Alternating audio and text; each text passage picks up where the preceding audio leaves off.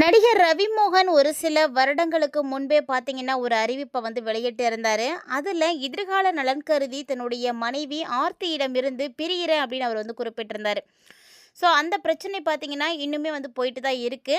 அதுக்கு இடையில பார்த்தீங்கன்னா, தற்போது இவருக்கு வேறு ஒரு நபரோடு ஏற்பட்ட பழக்கத்தின் காரணமாக இன்னும் அந்த பிரச்சனை சூடுபிடித்தது அப்படின்னே சொல்லலாம். ரவிமோகன் அவர்களுக்கு திருமணமாகி கிட்டத்தட்ட பார்த்தீங்கன்னா 15 வருடங்கள் முடிஞ்சிருக்கு. ஸோ 15 வருடங்களுக்கு பிறகு ஏன் இவர் இப்போ போய் இப்படி ஒரு அறிவிப்பை வெளியிட்டிருக்காரு அப்படின்னு எல்லாருக்கும் தெரியல. ஸோ எல்லாருக்கும் இது மிகப்பெரிய ஒரு அதிர்ச்சியை தான் கிளப்பியிருக்கு. இவ்வளோ நாளாக அவர் அவருடைய குடும்ப வாழ்க்கையை பற்றி வெளியே பேசாமல் அப்படியே இருந்துட்டாரு. ஸோ எல்லாம் நல்லதுக்கு தான், குடும்பத்துக்காக, பிள்ளைங்களுக்காக அப்படின்னு எல்லா கஷ்டங்களையும் எல்லா வழிகளையும் தாங்கிட்டு தன்னுடைய வாழ்க்கை பயணத்தை நடத்திட்டு இருந்திருக்காரு. ஸோ இப்போ புதுசாக திடீர்னு ஏன் இந்த ஒரு பிரச்சனை கிளம்பி இருக்கு அப்படின்னு பார்த்தீங்கன்னா, இப்போ அவருக்கு கெனிஷாவோடு ஒரு தொடர்பானது ஏற்பட்டிருக்கு அப்படின்னு சமூக வலைத்தளங்களில் செய்திகள் பரவிட்டு இருக்கு.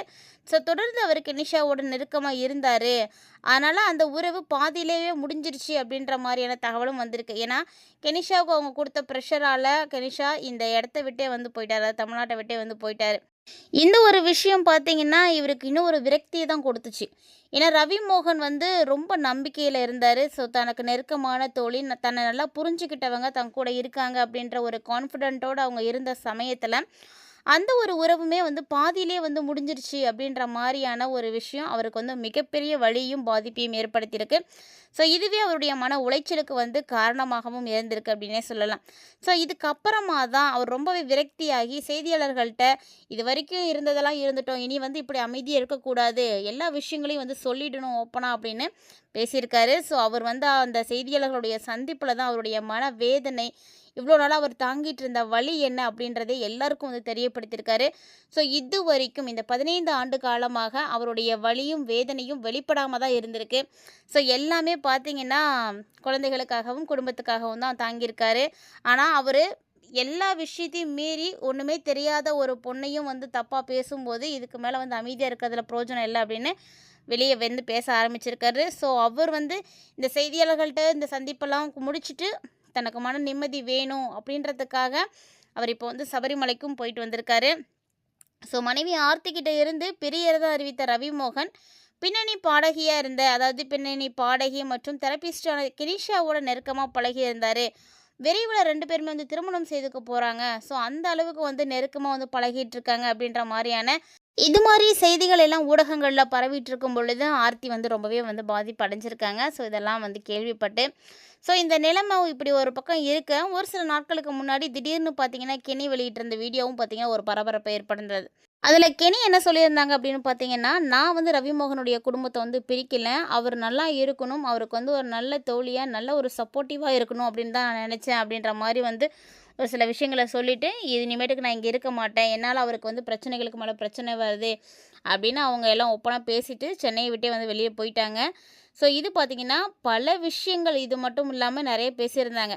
அதுக்கு ஆர்த்தியும் தக்க பதிலடியும் கொடுத்துருந்தாங்க. ஸோ ரவிமோகன் பார்த்திங்கன்னா செய்தியாளர்களை இதுக்கப்புறமா தான் சந்தித்து பேசியிருக்காரு. ஸோ அப்போது அவர் பேசின அந்த விஷயந்தான் எல்லாருக்குமே ஒரு கலக்கத்தை ஏற்படுத்தியிருக்குன்னு சொல்லணும்.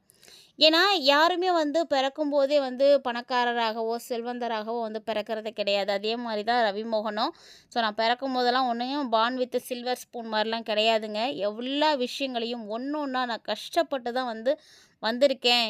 என்னுடைய கஷ்டங்கள் எல்லாமே பார்த்திங்கன்னா என்னுடைய குடும்பத்துக்காக தான் நான் சமர்ப்பிக்கிறேன் அப்படின்னு சொல்லியிருக்காரு. ஸோ இவ்வளோ கஷ்டப்பட்டு தன்னுடைய நடிப்பின் மூலமாக வெளி உலகத்துக்கு வந்திருக்கக்கூடிய ரவிமோகன், அதாவது ரவிமோகன் சொன்னால் கூட யாருக்குமே தெரியவே தெரியாதுங்க, ஜெயம் ரவி அப்படின்னா தான் தெரியும்.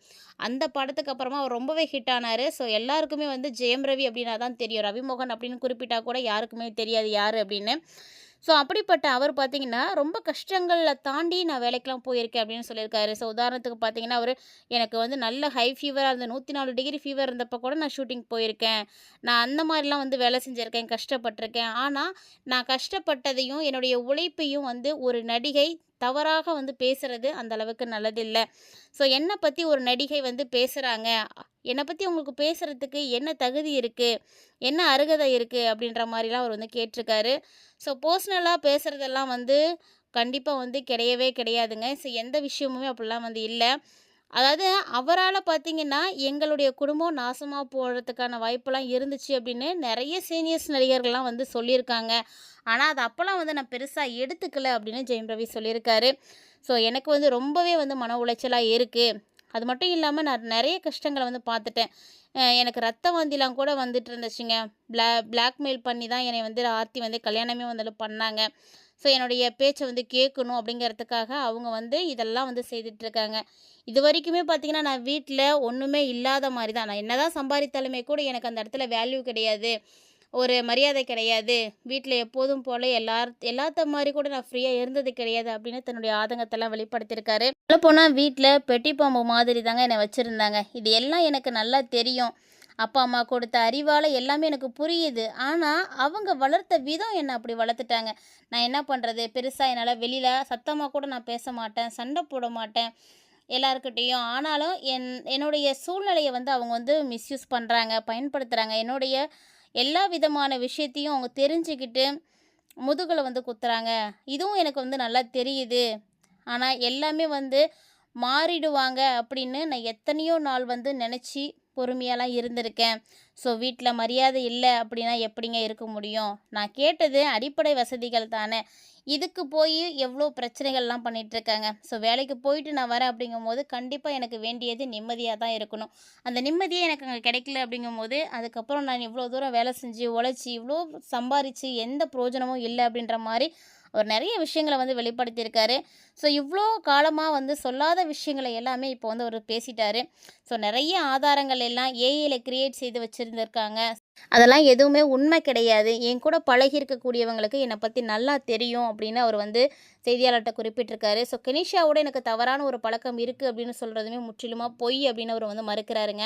ஏன்னா, என்னுடைய ஷூட்டிங்கில, என்னுடைய லைஃப்ல நான் பார்க்காத பொண்ணுங்களே கிடையவே கிடையாது. இப்போ எனக்கு வயசு 45க்கு மேல ஆயிடுச்சு.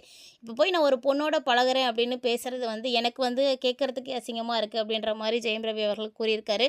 ஸோ, அவர் வந்து அவருடைய குடும்பத்துக்காகவும், பிள்ளைகளுக்காகவும் மட்டும் தான் இவ்ளோ கஷ்டத்துலயும் வந்து தாங்கிட்டு இருக்காரு அப்படின்றது இதன் மூலமா நல்ல தெளிவா தெரியுது. ஸோ, இருந்தாலுமே கூட இந்த மாரி இவங்கள வந்து ஒவ்வொருத்தரா வந்து கிரிட்டிசைஸ் பண்றது அப்படிங்கிறது ரொம்ப வந்து தப்பா இருக்கு. ஜெயம் ரவி சொல்லக்கூடிய விஷயத்த அவங்க மாமியாரும், ஆர்த்தியும் சரி, மனைவியும் எல்லாருமே வந்து மறுக்கிறாங்க. இதெல்லாம் பொய் அப்படின்னு. மன உளைச்சலுக்கு ஆளாகி சபரிமலை போயிட்டு வந்த ரவி மோகன்ட்ட எந்த மாற்றமும் இல்ல அப்படின்னு பெண் சாமியார் ஒருத்தர் வந்து பேட்டி குடுத்துருக்காங்க. ஸோ, கண்டிப்பா அவர் என்கிட்ட வந்தாருன்னா, அவர சரி பண்ணிடுவேன். திரும்ப அவருக்கு வந்து நெறைய பட வாய்ப்புகள் கிடைக்கும். அவர வந்து நல்ல ஒரு மனிதனா, அவங்களுடைய குடும்பமும் ஒண்ணு சேரும் அப்படின்லாம் அவங்க வந்து சொல்லியிருக்காங்க. ஸோ, சமந்தாவுக்கும் இந்த மாரி தான் சேவன வச்சிருந்தாங்க. அதெல்லாம் நான் தான் சரி பண்ணேன்.